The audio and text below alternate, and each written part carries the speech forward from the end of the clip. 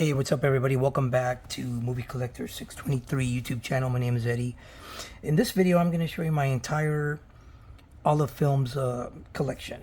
For those of you who may not be familiar with Olive Films, they were a company that was putting out some Blu-rays. I wouldn't really classify them as a boutique label because their stuff was just like, bare bones. I don't think their stuff had a lot of special features and stuff like that. It wasn't, like other boutique labels. So it's kind of, I don't know. It's kind of like other labels like Mill Creek and the Warner Archives collection and Sandpiper. Those kind of labels, which I don't consider those boutiques. But anyway, yeah, they were putting out some stuff. A lot of the stuff may be out of print now, so you may not find their stuff. Some of their stuff might be still available. If you're lucky, you might find some stuff, at Amazon or eBay or whatever. So, yeah, without further ado, man, let's jump right to the Olive Films collection. I'm not going to talk about or spend time talking about each movie because the video will drag. So, I think they're in alphabetical order, so we'll see. So, first up, I got The Believers. This is from 1987. You got Martin Sheen in this. This one freaked me out when I was a kid. I was 14 when it came out. That's when I saw it.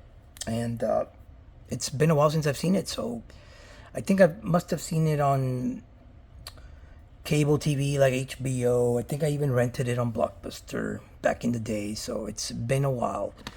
Honestly, I haven't even seen this Blu-ray yet. And I've had this Blu-ray for a while. So yeah, The Believers.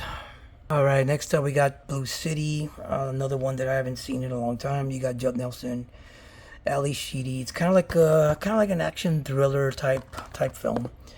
So yeah, it's pretty good. I remember liking it when I saw it. Yeah, Blue City. Then you got Boost with James Wood, Sean Young. Nobody really talks about this one. I thought it was decent. I thought it was pretty good. Definitely another one that I need to rewatch. So yeah, Boost. Then we got Breeders. This one was pretty hardcore, man. I mean, it had some, it's not something that not for everybody, that's for sure. It's not for everyone. I don't really want to recommend it for everybody because it is kind of brutal. So yeah, Breeders. It's been a while since I've seen it.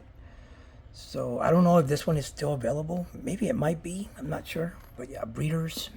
You got Caveman. I love Caveman. This is with Ringo Starr and, his wife Barbara Bach is also on this. Dennis Quaid, a very young Dennis Quaid. It doesn't really have dialogue, but man, it's so much fun. I remember watching this as a kid in HBO. This came out in 1981, I believe. I was like 9, but I think I saw it like a year later. So it must have been like in 82, the summer of 82 when I saw it. Had a blast with it, and I'm glad that Olive put this out. I've had it for a while, and I remember the transfer looked pretty good, So yeah, Caveman. You got Class. This is like an 80s raunchy sex comedy. You got Rob Lowe, you got Andrew McCarthy. It's got a decent cast right there. Yeah, it's been a while since I've seen this one. It's a funny one. I don't think this one will probably never be made today. So most of these movies, but yeah, Class, pretty good. You got Fire with Fire. You got Craig Schaefer in this. Craig also came out in Some Kind of Wonderful, and he also came out in Nightbreed. So yeah, this is a pretty good one. This is another one that I need to revisit.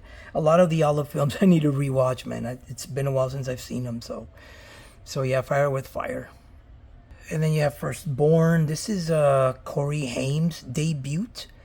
He was just a little kid. I mean, this was a year before he did Silver Bullet. You got Terry Garr, rest in peace. You got Peter Weller. This is like kind of like a thriller, like a psychological thriller. I mean, it's very intense. Very good movie. And then you got Killer Workout. This is under their slasher line that all the films did, and this is a slasher. Kind of a very cheesy slasher, and it also goes by the name of Erobicide. Yeah, this is one of those. It's bad, it's good. I mean, it's It's entertaining, but it's really bad. Not really bad. The acting's not really that great. So yeah, Killer Workout. And you got the Mean Season with Kurt Russell. I love Kurt Russell, man. He's always good at what he does. He's right there. Yeah, it's been a while since I've seen this one. This is from, I want to say, the 90s, early 90s or mid 90s. Can't remember.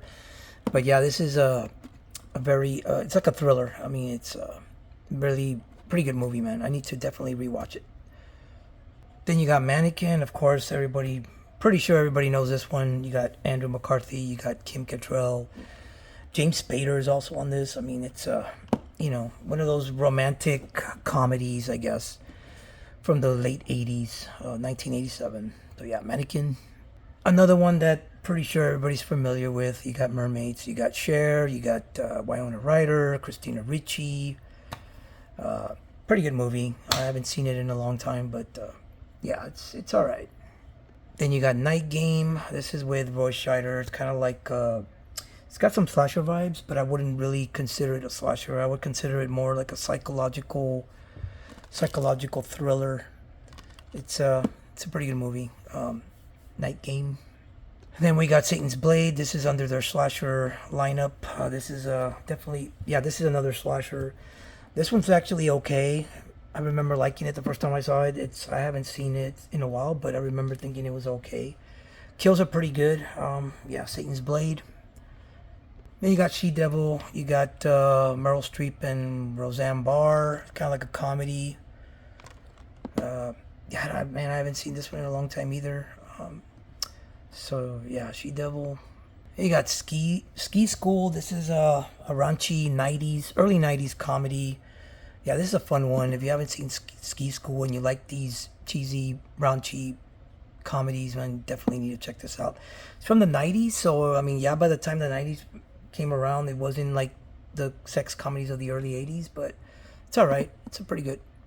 All right, Sometimes They Came Back. This is by a novel by Stephen King. Yeah, this is a pretty good one too. It's kind of like, it's from the 90s, so it's definitely one that I need to revisit. I remember thinking it was pretty good when I first saw it, so Sometimes They Come Back. Pretty good. Then you got Teachers. This is from 1984. You got a pretty good cast. You got Nick Nolte. You got Joe Beth Williams. Judd, what's his name? The guy that came out in that Taxi TV show. Oh, Judd Hirsch. I can't pronounce that name. And you got Ralph Macchio also on this. So yeah, Teachers is a pretty good one from the mid 80s. Okay, last but not least, we got Victims. This is another, it's under their slasher line, but I really wouldn't consider it a slasher. Well, the beginning, yes. The beginning does have a lot of slasher elements, a lot of kills in the beginning. The opening scene is brutal. But then, like, the second half, they focus on these four girls. They're going up in the mountains, and they're getting... they get tortured and raped by these two psychos, and I guess the psychos are the ones that did the killings in the opening scene. So it kind of like turns into like a rape revenge type of film, kind of like I Spit on Your Grave or even Mother's Day, if you're familiar with those movies. So yeah, I don't really consider it a slasher, more like a rape revenge movie.